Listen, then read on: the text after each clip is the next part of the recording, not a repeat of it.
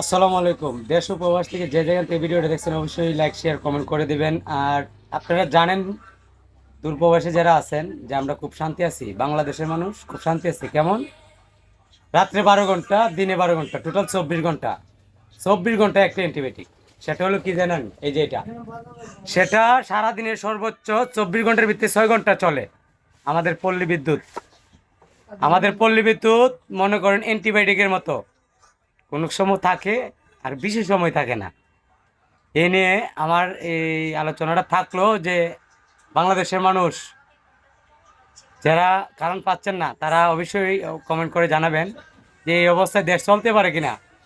তারপরে দেখুন, সিরিঞ্জ দিয়ে রক্ত নেয় রক্ত পরীক্ষা করার জন্য, কারণ থাকে না কিন্তু সিরিঞ্জ দিয়ে রক্ত টিকে নিয়ে যাচ্ছে পরীক্ষা করার জন্য। তারা আমাদের থেকে বিল টিকে নিচ্ছে কিন্তু কারেন্টে দেওয়ার কোনো নাম থাকে না।